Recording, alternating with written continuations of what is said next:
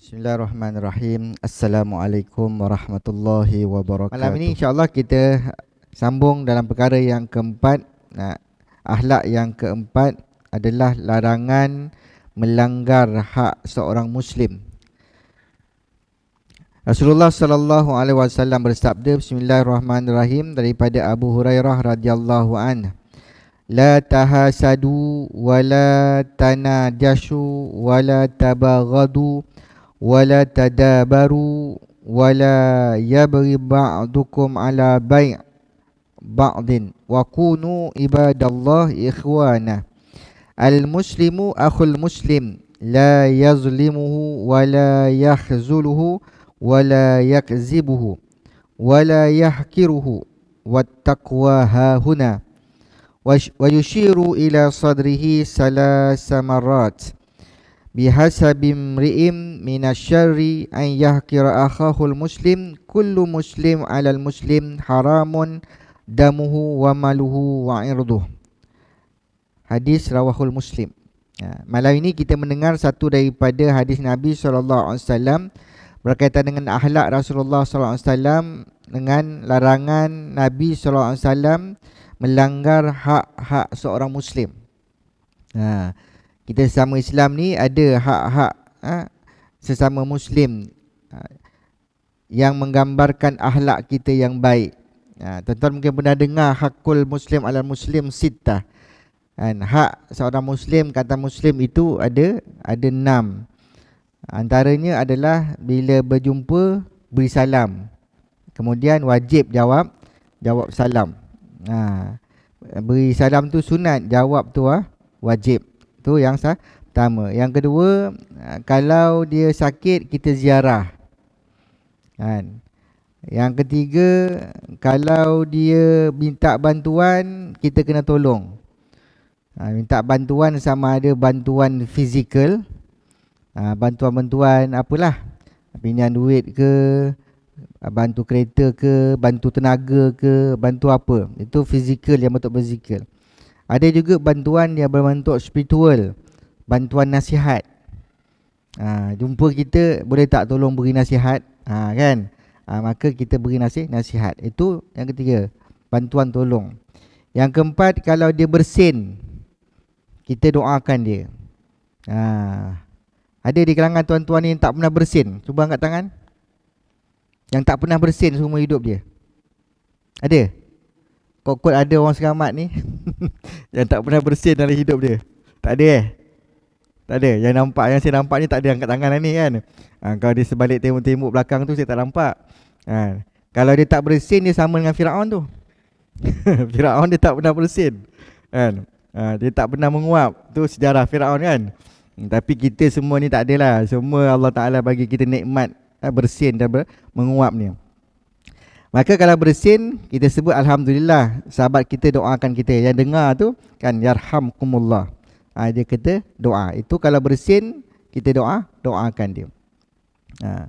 Kemudian kalau dia mati kan, mati ziarah, iringi jenazah dia. Iringi jenazah dia sampai ke perkuburan. Ini tuan-tuan yang mati Allah SWT, itu antara hakul muslim alal muslim. Itu keadaan dia. Maka dalam hadis yang kita dengar ini adalah larangan Nabi SAW daripada larangan melanggar hak seorang muslim. Itu yang Nabi bawa dalam hadis sahih daripada rawahul Muslim, daripada Abu Hurairah radhiyallahu an. Kata Nabi, la tahasadu. Tuan-tuan kalau jumpa dalam kalimah bahasa Arab tu kan, tahasadu, tanajasu ni dalam hadis Nabi ni, ala wazan dia tafa'ala dalam bahasa Arab dia, iaitu dia saling, mesti dia tak boleh seorang, dia mesti bersama. Contoh, wala tahasadu, jangan kamu berhasad dengki. Berhasad dengki ni kita dah jumpa yang lepas ni, tak silap saya dalam sebelum ni, daripada akhlak daripada Al-Quran kan. Yang mana Allah Subhanahu Taala melarang kita, Allah Subhanahu Taala melarang daripada kita berlaku hasad dengki kan, dalam temuan kita yang lepas, yang perbincangan kita yang lepas. Malam ini Nabi larang melanggar hak muslim. Bermakna kalau kita hasad dengki, jangan kamu wala tahasadu, jangan kamu saling hasad dengki satu sama lain. A hasad B, B hasad A, contohlah begitu. Jadi jangan saling berhasad, hasad dengki. Bila kita berhasad dengki, bermakna kita telah melanggar hak seorang Muslim. Seperti mana yang saya sebut mungkin yang lepas ni tuan-tuan, dalam pertemuan kita lepas, dalam kitab Riyadhus Shalihin menyatakan bahawa hak seorang Muslim itu antaranya jangan dia berhasad dengki. Hasad ni apa? Hasad ni bila kita tak senang orang lain dapat nikmat, dan kita rasa gembira bila orang lain dapat musibah. Ini ada hasad dalam hati kita. Contoh kan, bila ada je orang dapat nikmat, kita rasa tak senang. Itu sudah ada bibit-bibit hasad dalam hati kita. Kalau pula orang tu kita terima musibah, kan, kita rasa suka. Kita tak cakap alhamdulillah, tapi rasa suka dalam hati. Itu sudah ada tanda-tanda hasad dalam hati kita. Itu yang ditarifkan dalam kitab Riyadhus Shalihin, menyatakan bahawa kalau hasad ni nak tahu, kita je tahu dalam hati kita. Bila orang dapat nikmat, kita rasa tak senang. Bila orang dapat musibah, susah, kita rasa gembira. Itu tanda hasad sudah duduk dalam hati kita. Wal'iyahzubillah. Maka sebab itu Nabi larang jangan berhasad dengki antara sesama Muslim. Walaupun dalam kitab Qawaribun Najah fi Hayati Du'at, Syekh Fatiyakan rahimallahu ta'ala ada sebut ada 5 dugaan, rintangan, cabaran orang Islam. Yang pertama adalah orang mukmin yang hasad pada dia. Tu contoh. Orang mukmin yang hasad kepada sesama mukmin. Dia tak boleh tengok orang senang, tak boleh tengok orang lebih, kan. Dalam perbahasan hadis tersebut menyatakan bahawa ada beberapa faktor-faktor ataupun beberapa sebab-sebab menyebabkan berlakunya hasad dengki ni. Kita cuba tengok sebab-sebab yang para ulama gariskan, kan, daripada hadis-hadis Nabi SAW yang menyatakan jangan kamu wala tahasadu, jangan kamu hasad dengki antara satu sama lain. Antaranya faktor dia ataupun sebab-sebab dia adalah sebab permusuhan. Bermusuh. Tapi ini sesama kita. Yang kita ceritakan hasad ni sesama kita ni, sesama orang Islam. Berlaku permusuhan, sama ada permusuhan peribadi, permusuhan dengan sebab keluarga, permusuhan dengan sebab kumpulan-kumpulan. Ini antara faktor-faktor yang menyebabkan akan berlaku hasad dengki bila ada permusuhan dalam diri. Dia tak boleh tengok kumpulan itu berjaya. Kumpulan dia ni macam orang apa ni, gangster ni, kan. Dia mana boleh kawan geng orang lain tu masuk kawasan dia. Ni kawasan aku. Kalau kau masuk, siap orang kau. Contoh, kan. Dia kan berlaku banyak kat Malaysia dulu, kat kita Johor ni pun banyak berlaku dulu, kan. Geng-geng seluduk rokok contoh. Kan. Dulu saya pernah ikut custom masa saya remaja dulu. Tapi bukan ikut kerja dengan custom, jadi Ricky. Tu kat kampung saya kat Singarang tu kan tempat seluduk rokok. Kan. Masuk daripada Endon nak tongkang tu kan, seluduk masuk ke sampan-sampan nelayan ni. Lepas tu seluduk lah banyak sungai, kan. Sungai Kores tu, Sungai Singarang, Sungai Berong, kan. Dia masuk lah tu, bawa masuk. Jadi masa dia hantar tu, mesti dia hantar dalam kawasan dia. Dia tak boleh langgar kawasan orang lain. Kalau langgar kawasan orang lain, tu gaduh tu, membunuh apa semua tu. Tu berlaku dulu. Sekarang tak tahulah. Wallahualam. Tu yang saya masuk pukul 2 pagi, masuk dalam pokok bakar tuan-tuan, kan. Dengan custom dah bawa tunjuk jalan. Sebab dia datang ni daripada Johor, kan. Dia pergi tu, saya pimpin dah, masuk lah. Ni jalan dia. Petang tu saya ada Ricky dah. Masuk kebun ni, keluar kebun ni, masuk kebun ni, keluar kebun ni, sampai kat jeti tempat dia seludup tu. Dia tak boleh ikut jalan biasa. Kalau jalan biasa dia punya apa, tontor dah ada kaki-kaki dia tu semua, kan. Cakap kita ikut jalan tu. Tu contohlah. Jadi berlaku macam tu. Itu orang gangster-gangster ni, dia ada kawasan-kawasan dia. Jadi itu boleh berlaku sebab faktor-faktor permusuhan. Maka contoh. Yang lainnya ya tuan-tuan yang mati Allah Subhanahu Wa Taala, faktor apa? Faktor benci. Faktor benci ni pun dia kait-mait juga dengan musuh kan. Tapi benci, tak suka. Banyak sangat dalam hati ni, dia benci dia kalau tengok orang lain dapat nikmat. Ada orang macam tu kan. Ada je yang tak kena pada mata dia kalau orang lain dapat nikmat. Padahal orang lain tu tak ada kena-mengena dengan dia pun. Tapi dia tak boleh tengok orang senang. Tak boleh tengok orang lebih daripada dia. Ini ada. Ini hati karat ni nama dia. Kan, hati kita jangan biarkan berkarat. Dia hati qalbun salim kan, hati sejahtera. Ni macam hati tuan-tuan ni semua. Hati sejahtera, semayang kat masjid, sujud doa kat masjid kan. Baik tak buat jahat, buat amal-amal soleh. Itu hati sejahtera. Kalau rasa nak buat jahat, hati tu tak senang. Hati kita tu tak senang. Itu nama hati sejahtera. Dia hati sakit. Hati sakit ni okey lagi, tapi kalau hati berkarat, dia masalah. Hati karat ni dia hampir-hampir kepada hati mati.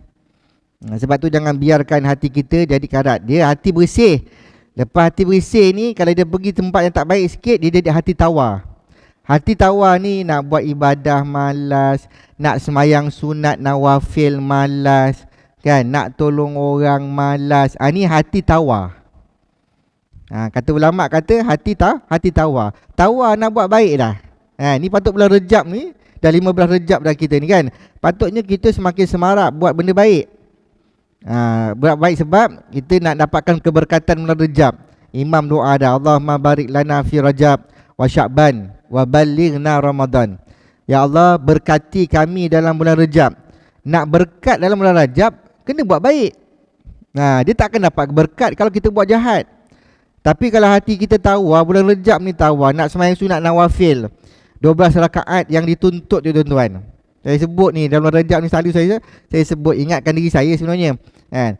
Lepas sebelum subuh, sebelum zuhur, selepas zuhur, sebelum asar, selepas maghrib, selepas isyak. 12 rakaat. Ini 12 rakaat yang dituntut mengiringi sembahyang qabliyah dan ba'diyah fardu. Tapi kalau kita malas, datang masjid tu datang dah, tapi malas nak sembahyang sunat, itu nama hati tawar. Lepas sembahyang maghrib, orang sembahyang, kita duduk sandar, berbual apa semua, tak sembahyang sunat, itu tanda hati tawar. Tawar ni kalau letak gula sikit dia manis lah. Macam itu kan. Tapi kalau tawar dia letak garam, dia jadi masin. Lepas tu bila kena air garam, dia karat lah. Jadi karat. Besi kalau kena air kan dia berkarat. Jadi karat. Bila karat ni dia dah lagi berat nak buat benda baik. Malah dia tak suka dah. Tak suka nak buat benda baik. Dia akan cenderung kepada benda-benda yang tak baik. Hati mati, dia bangga pula dengan jahat dia. Ni hati mati. Dia bangga pula dengan jahat dia. Dia buat jahat, dia bangga, dia cakap dengan orang, dia buat apa semua dan sebagainya. Dan orang nasihat dah tak pakai pada dia. Itu tanda hati mati. Orang hati mati ni masjid tak jejak, surau tak sampai, semayang pun tidak, Ramadan puasa, orang lain puasa dia tak puasa. Ini tanda-tanda hati mati. Jadi tuan-tuan, waliyazubillah, kita minta jauh pada Allah. Sebab tu bulan Rejab ni bulan yang Allah muliakan. 4 bulan kan yang Allah muliakan kan. Arba'atul hurum, bulan yang Allah haram tu yang Allah muliakan pada kita. Maka kalau kita buat baik kan, ganjarannya bertambah kepada kita. Kalau kita buat jahat, waliyazubillah. Ini bulan Rejab. Jadi banyak buat baik bulan Rejab, bulan Sya'ban dapat keberkatan. Barulah masuk Ramadan kan, Syahrul Mubarak kan, kelengkapan kepada keberkatan daripada Rejab dan Sya'ban itu dapat kita beramal dengan sebaiknya pada bulan Ramadan. Allahumma salli ala sayyidina Muhammad. Jadi tuan-tuan, itu hasad kan. Jangan kita ada rasa benci. Sifat sombong yang kita dah bincang yang lepas juga salah satu faktor yang menyebabkan berlakunya hasad. Gila kuasa, rasa diri itu mulia, lebih baik daripada orang. Ini semua faktor-faktor, sebab-sebab yang menyebabkan berlakunya hasad. Sebab itu Nabi larang, la tahasadu kan. Hasad ni ada dua, hasad secara kasar, hasad secara halus. Secara kasar ni macam-macam hasad lah, yang macam mana orang kafir buat pada Nabi SAW, macam mana orang-orang munafik buat pada Nabi SAW di Madinah. Kan, ini hasad orang-orang Islam di Madinah yang namanya munafik itu. Nanti ada bab ni, dilarang berlaku munafik ni. Itu yang berlaku pada orang Islam di Madinah. Kita jangan rasa diri kita ni lebih baik daripada orang, ataupun kita ni tak suka kepada kebaikan-kebaikan orang lain.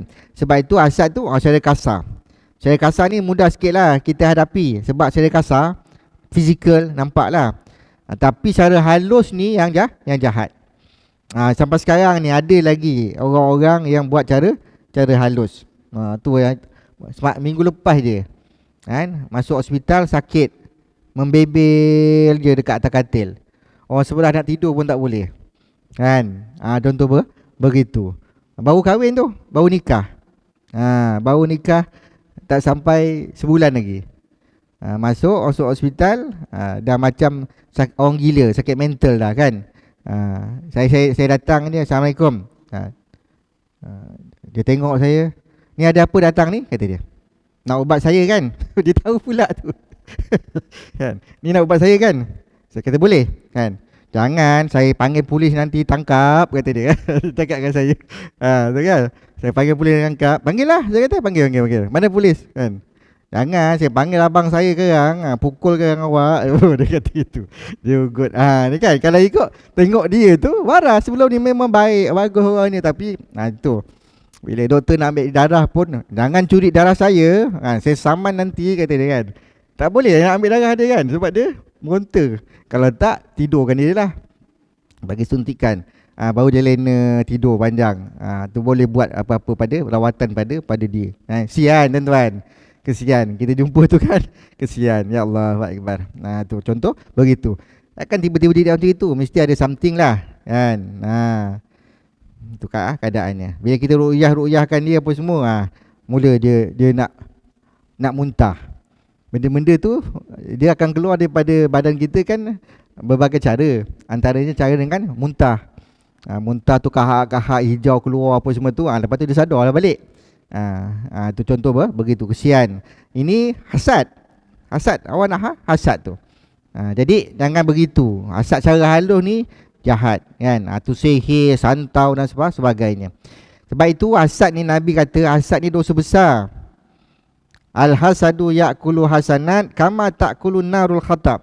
Hasad ini, al-hasadu ya'kulu hasanat, hasad ni memakan kebaikan seperti mana api memakan kayu kering. Hati-hati tuan-tuan, kalau kita hasad ni, kita hasad pada manusia tau. Takkan hasad pada monyet.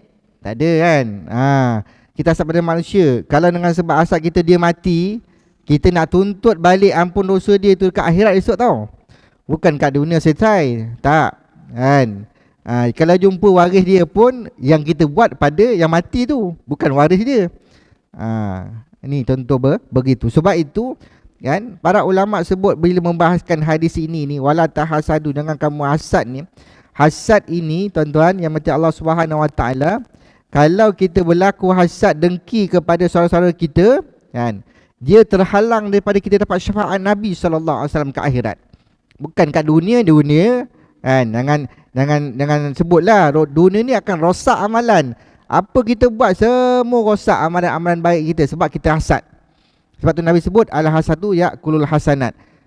Hasad dia memakan kebaikan. Kita buat baik, dalam masa sama kita masih lagi berlaku hasad, baik kita dia haba'an mansura, dia seperti debu-debu yang bertebangan. Habis. Makan, contoh macam kita makan jadi tarik, keluar balik, makan dia tarik kan. Ini anak saya ni makan kuat ustaz kan. Semangat sekali makan 3 pinggan nasi, macam orang tua-tua makan, padahal umur dia baru belas-belas tahun je kan. Tapi badan kurus kering dia, tak gemuk-gemuk. Makan semangat. Ni kan. Wallahualam, kita tahu siapa yang makan makanan dia dalam perut tu kan. Contoh begitu. Ini kita kena hati-hati. Rosak amalan, hasad dengki ni rosak amalan. Hasad dengki ni terhalang daripada kita dapat syafaat Nabi SAW. Hasad dengki ini confirm kita jadi ahli neraka. Waliyazubillah. Ni. Kat dunia ni tuan-tuan dimati Allah SWT, hasad ini kalau kita buat, kita menyerupai sifat iblis. Iblis dia hasad. Sebab itu dia masa Adam, Allah suruh sujud pada Adam, dia tak nak sujud. Dia kata, dia ego sombong kan, aku daripada api, dia daripada tanah, macam mana aku nak sujud pada dia, nak hormat. Kemudian selesai. Allah aba wastakbara wa kana minal kafirin. Allah cop dia sebagai orang-orang kafir yang kekal dalam neraka. Apa dia jawab? Izinkan aku la'uwiyannahum, untuk aku sesatkan manusia-manusia ni, anak-anak Adam ni kan, melainkan illa ibaduhum mukhlasin, melainkan mereka-mereka yang ikhlas. Sebut tu dalam Quran Allah rakam. Maka apabila Allah cop dia sampai kafir, dia nak menyesatkan kita. Menyesatkan kita itulah dia punya hasad dengki iblis kepada kita. Sebab tu tuan-tuan tengok, lahir dia Adam, turunnya Adam dengan Siti Hawa alaihi salam ni turun ke dunia, dapat anak dia sudah bermuduhan antara satu sama lain. Kisah Qabil dan Habil. Selalu saya bawa kisah ni masa Hari Raya Kurban. Kita selalu bawa kisah, dengar kisah ni. Kalau tuan-tuan betul masuk bulan Zulhijjah, selalu kita akan dengar kisah Qabil dan Habil. Bagaimana Qabil membunuh Habil hanya kerana apa? Kerana Allah menerima korban si Habil. Kambing kibas yang gemuk dipersembahkan. Qabil dia pertanian kan, dia ambil pokok-pokok lebih kurang aja kan, tanah-tanaman lebih kurang, persembahkan. Maka Allah tak terima sebab dia tak bersungguh-sungguh. Habil cari kambing yang kibas yang gemuk, yang banyak dagingnya, dipersembahkan. Maka sebab itu dia hasad sampai sanggup membunuh adik dia. Ini sejarah kan, sejarah. Ini semua adalah perbuatan-perbuatan, perangai-perangai dan sifat iblis. Maka kalau orang ada hasad dengki, sebenarnya dia mewarisi sifat iblis. Kalau ada orang yang sombong, takabur, dia juga mewarisi sifat iblis. Waliyazubillah. Ini suatu benda yang sebab itu perlu ada pengajian-pengajian agama mengisi iman kita dan dada kita dengan agama, bagi mengelakkan kita daripada melakukan perkara-perkara mungkar. Tuan-tuan dimati Allah Subhanahu Wa Taala. Itu tahasadu. Wala tanajasu. Jangan kamu suka mengintip-intip orang lain. Mengintip. Mengintip untuk kebaikan. Macam saya tadi mengintip untuk orang-orang seruduk tu, lain cerita. Ini mengintip orang. Asyik cari aib orang je, cari buruk orang je. Mata ni yang pernah saya tulis dalam tinta dakwah saya tu kan, mata ni semua jadi mata lalat. Tahu mata lalat? Mata lalat dia asyik tengok buruk je, kat mana sampah, kat mana bangkai kan. Situ yang dia perhatikan. Tapi jarang mata kita ni jadi mata lebah kan. Mata yang sentiasa menengok kat mana ada bunga-bunga yang boleh dihisapnya untuk menghasilkan balik madu untuk manfaat orang lain. Ini mata. Sebab itu kan, Nabi larang wala tanajasu. Bila kita mengintip orang lain untuk tujuan keburukan dan keaiban dia, maka kita telah melanggar hak seorang Muslim ke atas Muslim. Ini akhlak yang tidak baik. Tinggalkan itu, maka kita ada akhlak yang baik. Wala tabaghadu, dan jangan kamu suka memarahi. Tak pasal-pasal marah. Tu semalam hari tu, hari Khamis, anak saya balik naik bas ekspres. Ada pakcik tu bawa driver, kata dia sikit-sikit nak marah. Orang tak usik dia pun dia membebel dalam bas.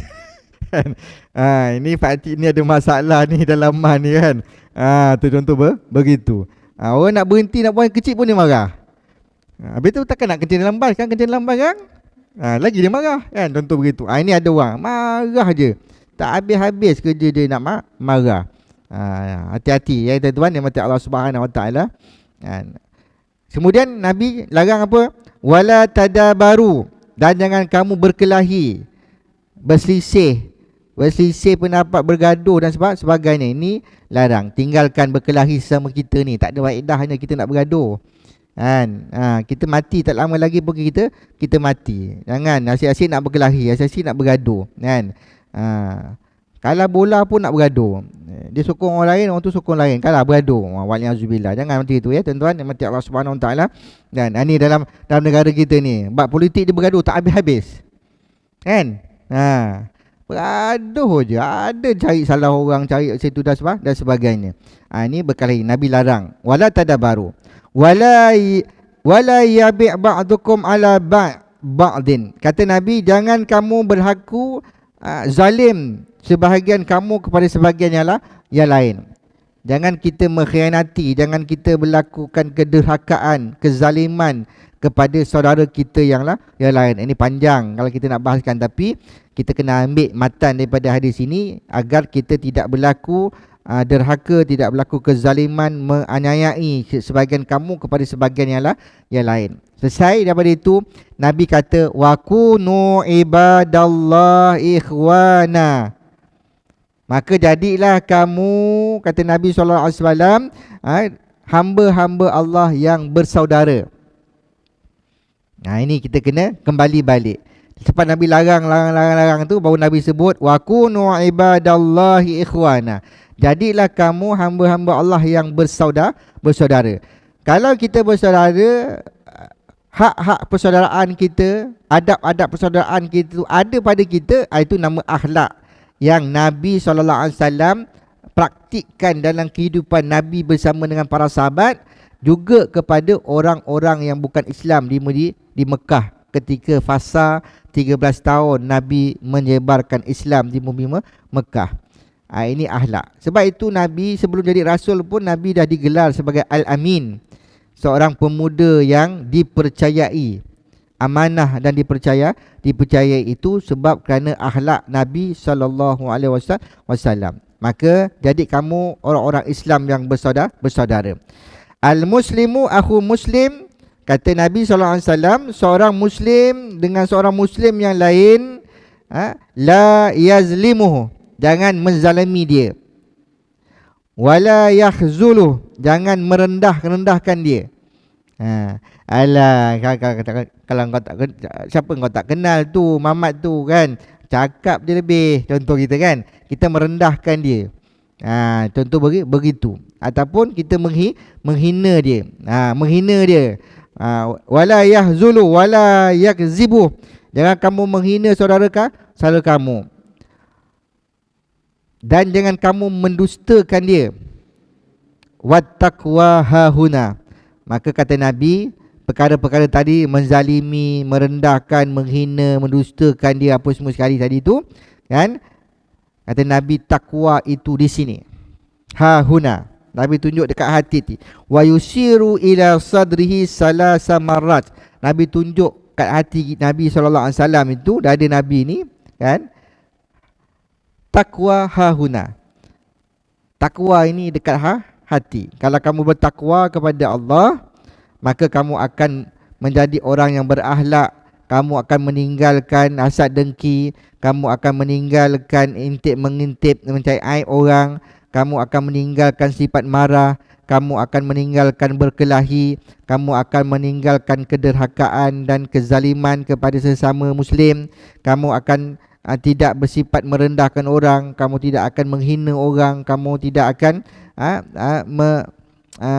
mendustakan orang dan sebagainya. Maka takwa tu di sini. Takwa huna. Takwa itu kita di hati kita. Sebab itu tuan-tuan yang Allah SWT, bila kita selalu baca, yang selalu saya sebutkan ayat Quran di depan itu, walaupun berulang, tuan-tuan dengar, ya ayyuhallazina amanu taqullaha haqqa tuqatih, itu maksud yang sangat dalam. Wahai orang-orang yang beriman, khitab seruan Nabi itu, ya munada itu, seruan Nabi itu, allazina amanu, kepada orang-orang yang beriman. Orang-orang beriman kita lah, orang-orang beriman yang mengucap dua kalimah syahadah. Ittaqullaha haqqa tuqatih, bertakwalah kamu dengan sebenar-benar takwa. Maknanya takwa itu ada nilai yang tersendiri di sisi Allah Subhanahu Wa Taala. Maksud kasar dia takut. Kalau kita takut pada Allah, kita tak berani nak buat dosa, nak buat maksiat, nak buat benda mungkar. Tak berani. Ni. Ni awal tahun ni tuan-tuan, lebat itu banyak kes anak luar nikah. 2 minggu lepas dia 6 orang. Kan? Paling rendah umur 16 tahun. 16 tahun paling rendah umur. Tu keadaannya. Bila saya jumpa dia, cerita nasihat ke apa semua, itu dia cakap, habis tu ustaz, kawan saya tu kat sekolah macam mana? Kawan siapa pula? Kawan saya lah. Kawan saya pun macam saya juga, lebih kurang juga. Ya Allah Akbar. Cikgu Fauzi kan. Ceklah kat sekolah ni, ya Allah Akbar. Anak-anak remaja kita ni tuan-tuan, kan, dia kempen sesama dia. Ini bukan kempen politik je, kempen seks. Kau cubalah, best lah. Tak sakit, best, seronok. Ni dia boleh kempen dengan kawan-kawan dia kat sekolah ni. Kan? Ya Allah, rosak anak-anak kita ni tuan-tuan. Tu kau contoh begitu. Tu yang berulang lepas. Kawan saya tu macam mana ustaz? Dia masih lagi dia masih lagi aktif sampai sekarang. Seronok dia cakap, masih aktif lagi sampai sekarang. Saya ni sebab bleeding. Sebab bleeding tau, turun darah. Masuk hospital. Bila masuk hospital, doktor nak cek, baru tahu dia dah tak ada benda dah. Daripada tingkatan 2 dah rosak dah. 3, 4, tingkatan 5. Tingkatan 5. Tingkatan 4, 16 tahun. Yang ada seorang lagi tu 17 tahun. Status janda. Sekolah menengah, ambil SPM, status janda. Janda tu sebab dia kahwin tu, dia paksa kahwin sebab dah ke timur ke barat dengan jantan dah, atas motor apa semua. Mak bapak dia geram, dah tak boleh kontrol, kahwinkan, jumpa keluarga, kahwin, nikah. Nikah budak umur sama 17-16 tahun nikah. Kan 4-5 bulan cerai. Betul, sekolah status janda. Jangan tak percaya, sekarang umur sekolah tingkatan 5 status janda. Allah Akbar. Saya yang dengar ni, yang meradap ni tuan-tuan, ya Allah. Macam manalah ni, itu belum tanya bab Quran, belum tanya bab semayang. Memang confirm tak semayang.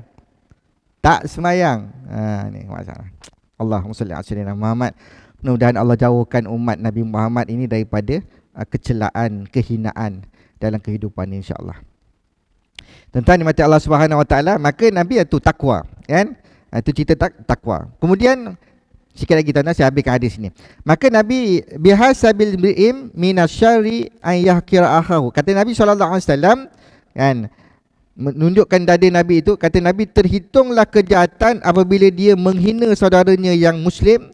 Seorang Muslim mempunyai hak atas saudaranya yang Muslim yang lain, yang dia haramkan darahnya, harta dan kehormatannya. Ini satu hadis Nabi yang sangat panjang perbahasannya. Tuan-tuan kalau buka pun kitab hadis Matan Arba'in, Imam An-Nawawi pun menceritakan juga antara hadis-hadis ini yang menunjukkan bahawa kita ni kena berakhlak, tinggalkan kehinaan-kehinaan, keburukan-keburukan akhlak yang ada Nabi sebut dalam ni sebagai suatu tegahan, melarang kita melanggar hak-hak kita sesama Muslim.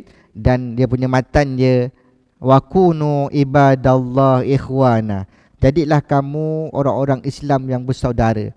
Bila kita rasa bersaudara, saya pandang tuan-tuan dengan kasih sayang, tuan-tuan pandang saya dengan kasih sayang, dengan mahabbah. Maka kalau kita sayang pada saudara kita, adakah kita layak ataupun kita sanggup nak menghancurkan hidup dia dengan perbuatan-perbuatan keji lagi hina? Tak kan? Tidak. Kita akan kasih sayang. Nasihat menasihati pun atas kasih sayang. Tegur menegur pun atas rasa kasih sayang. Ini hebatnya innamal mu'minuna ikhwah. Sesungguhnya orang-orang yang beriman itu bersaudara. Wallahu a'lam bishawab. Sampai itu dulu tuan-tuan, dimati Allah Subhanahu Wa Taala. Wassalamualaikum warahmatullahi wabarakatuh.